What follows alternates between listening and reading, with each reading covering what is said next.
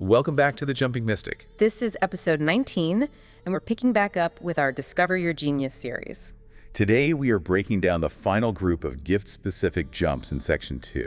And I have to say, looking at the notes, this feels like a significant shift in energy compared to last time. It really is. Right. I mean, if you were with us for episode 18, we were deep in the weeds of electric strategy. Right, the lightning connector, the quiet strategist. Yeah, very cerebral, high voltage stuff. It was all about how you connect dots and, execute plans. It felt like standing in a server room, very buzzy. But looking at jumps 21 through 25, the whole temperature changes. We're moving away from how do I plan this to something more visceral. Yeah. How do I move through this? Exactly. We are shifting from strategy to navigation and rhythm. This isn't about the chessboard anymore. It's more like the surfer on the wave. Okay. We're looking at how your system actually interacts with time and energy and direction. Before we jump in, though, we need to do a quick reset on the rules of engagement here. We're wrapping up Section 2, and you've got a note here in bold, underlined twice, the Buffett rule. I can't stress this enough. Section 2 is a buffet, not a checklist. We are about to walk through 5 very distinct, very powerful forms of genius. Please, for the sake of your own mental health, do not try to be all 5 of them. It's so tempting, though. You hear a cool trait and think, I should be that. That's the ego talking. We are looking for resonance, not obligation. You are looking for the hardware that's, already installed in your internal ant nest. Okay. You aren't building these tunnels. You are recognizing the ones that already exist. If we describe, say, the rhythm keeper and you feel a sense of relief, pay attention to that. If you feel exhausted just listening to it, let it go. Which ties into the villain of this entire series, doesn't it? Undernaming. The silent killer of potential. Undernaming is when you take a high-functioning genius trait, something your brain just does naturally, and you dismiss it as a quirk. Or a bad habit. Or just luck. Exactly. So today is about stripping away those dismissive labels and giving these capacities their proper titles. Okay, let's get into the hardware then. Yeah. We're starting with Jump 21. The title alone sounds like a drummer in a rock band. The Rhythm Keeper. And this is a doppelganger jump, so you're meeting a version of yourself who has fully integrated this. On the surface, if you ask someone what this looks like, they'll say, oh, that person is just really punctual. Or they have good timing. But hang on, isn't that just a basic life skill? I mean, being on time isn't exactly a superpower. And that is the undernaming at work. It's like calling a supercomputer a calculator. The rhythm keeper isn't just watching a clock or sticking to a schedule. They are a master of tempo and flow. This is a biological and energetic synchronization. So it's not about adhering to a Google Calendar. Not at all. In fact, relying too heavily on external calendars can actually dull this genius. Think about the difference between someone who is chronically anxious about being late. Checking Waze every 2 minutes, rushing out the door. Right, cortisol spiking. Yeah. And then there's the rhythm keeper. The rhythm keeper doesn't rush. They just arrive. They arrive exactly when the moment opens. It's that person who strolls onto the subway platform just as the doors open. Not because they calculated the train schedule, but because their internal metronome is just synced with the environment. I think this is where people get skeptical. It sounds like magic or luck. You just got lucky with the lights. It looks like luck to the observer. But internally, it's high-fidelity data processing. The rhythm keeper is sensing variables that most of us just ignore. So what, like traffic density, the mood of the room they're about to walk into? Yes, the drag of the morning. They adjust their speed unconsciously to slot perfectly into the opening. So if I'm the person who always seems to know when it's time to leave the party before it gets weird or when to launch the product, that's not just a hunch. That is a navigational instrument. The benefit here is effortless flow. You know when to push and when to pause, not because a spreadsheet told you to, but because you can feel the tempo of reality. I have a friend like this. While I'm sprinting and sweating to make a meeting, he's stopping to get coffee, walking slower than me. And yet he walks in the door right as the meeting starts. It's infuriating. It's only infuriating because you're operating on strategy. You're trying to force time. He's operating on rhythm. He's riding time. Right. If you have this, stop calling it luck. You are a rhythm keeper. Okay, moving to Jump 22. This one stood out to me because the classification changes. The notes say this isn't a doppelganger jump, it's a collective field jump. We haven't seen one of those in a while. And it's a crucial distinction. In a doppelganger jump, you are meeting a personal potential. In a collective field jump, you are tuning into a shared resonance, a current that already exists outside of you, moving through many people. So you're not generating the signal. No, you're the radio catching it. This is jump 22, the Energetic Translator. Right. And the genius here is the ability to attune to the collective resonance of hidden energetic meaning. Which sounds incredibly abstract. How does this show up on a Tuesday afternoon at the office? Energetic resonance doesn't usually go over well in a quarterly business review. It usually shows up as the trait we most aggressively undername as being too sensitive. Or overthinking it. The classic, you're reading too much into this. Exactly. But look at the mechanism. This is the person who walks into a conference room, feels that the air is heavy, and knows why. They aren't just feeling an emotion, they are translating invisible energy into visible meaning. So they don't just say, the vibe is off. They say, the vibe is off because the boss is hiding bad news about the merger. Precisely. They act as a transducer. They take the invisible, the tension, the unsaid words, the fear, and convert it into data that can be used. And the reason this is a collective field jump is that you are picking up on the group's signal. Okay, but let's play devil's advocate. Isn't this just exhausting? If you're always the one pointing out the heavy energy, don't you just become the problem in the room? That is the danger zone, and that's why the reframe is so important. If you treat yourself like a sponge, you just soak up the bad vibes and get sick. The too sensitive trap. That's the trap. But if you realize you are an antenna, everything changes. An antenna. An antenna receives a signal to deliver a picture or a sound. It doesn't hold the signal.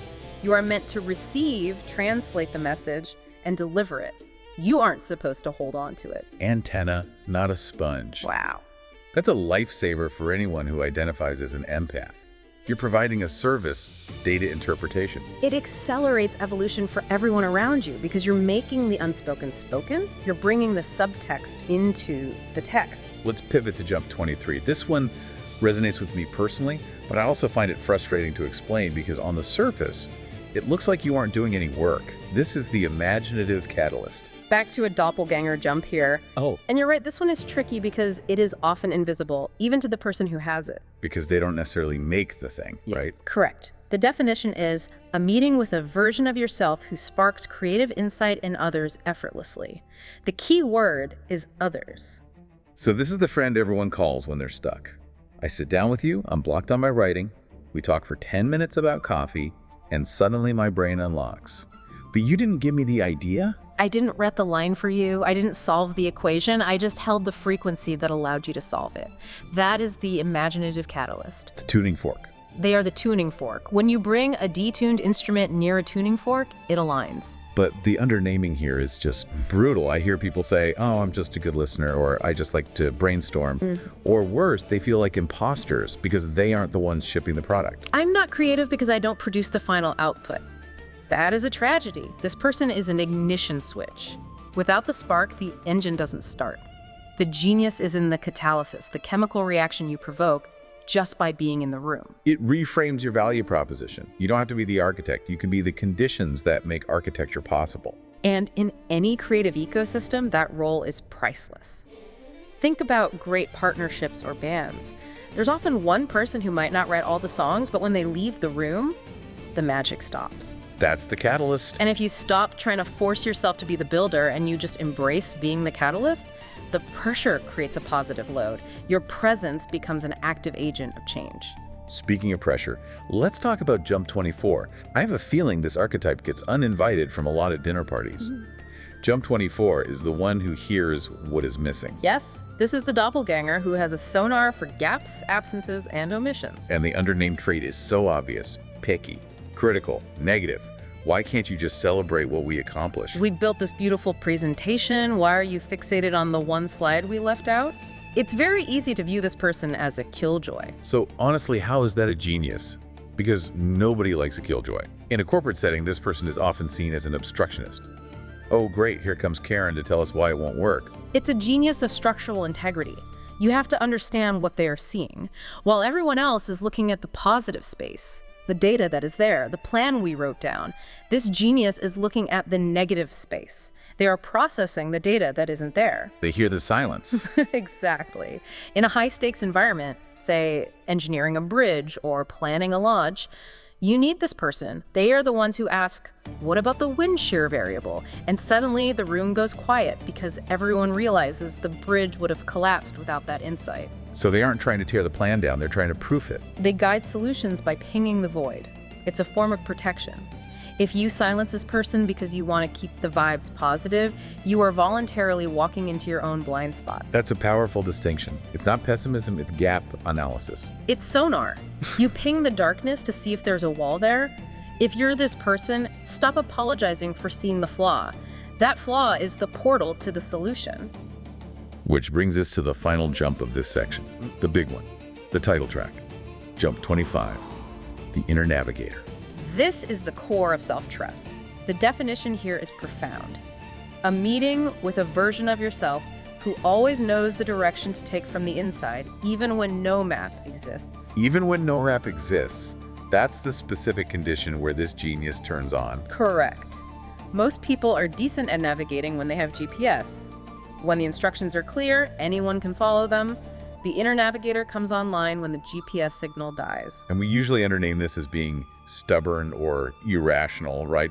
Why are we going left? The map says right. I just have a feeling that phrase drives logical people absolutely crazy, but this brings us back to one of the most useful analogies from the source material, the Sheldon versus the Missy and Georgie dynamic. From young Sheldon. We touched on this in the intro, but let's drill down here.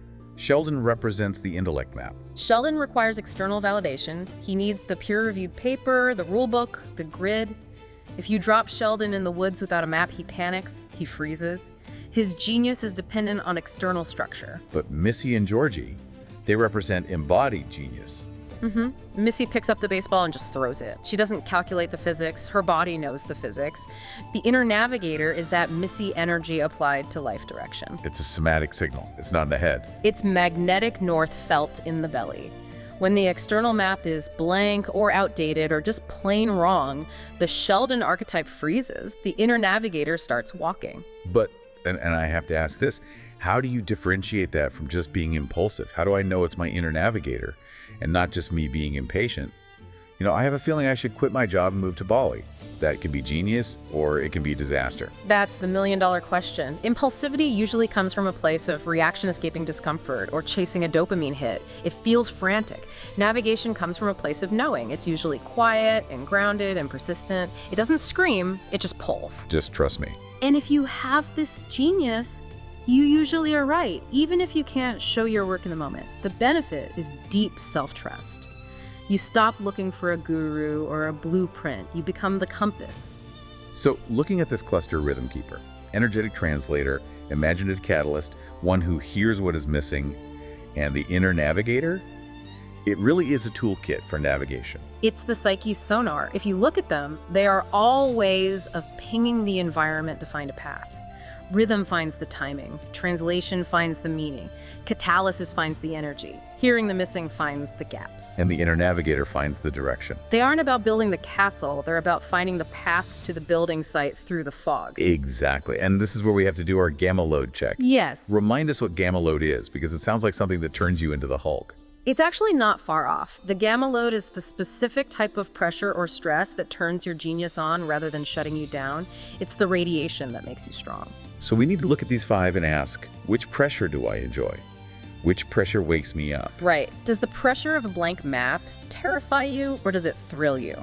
Do you love that moment when no one knows what to do and you have to rely on your gut? That's the Inner Navigator. Or does the pressure of a perfect plan make you itch? Do you feel a compulsion to find the one thing that could go wrong? That's not anxiety. That's the one who hears what is missing needing to work. Or maybe it's the pressure of a stagnant, boring room. Do you feel the need to inject energy to spark something? That's the Imaginative Catalyst. You have to identify what feels like work to others but feels like relief to you. And once you find that, you apply the just trap rule. We need to stop diminishing these things. Stop saying, I just noticed mistakes. I just had good timing. I just listened to people. Replace just with the title, I am the Rhythm Keeper. I am the Energetic Translator. I am the Inner Navigator. It feels a little theatrical to say it to yourself in the mirror, but words shape reality, don't they? It shifts your neurology. It moves you from a person with a weird quirk to a person with a vital function. It legitimizes your wiring, and when you legitimize it, you can finally use it on purpose. And that wraps up section 2.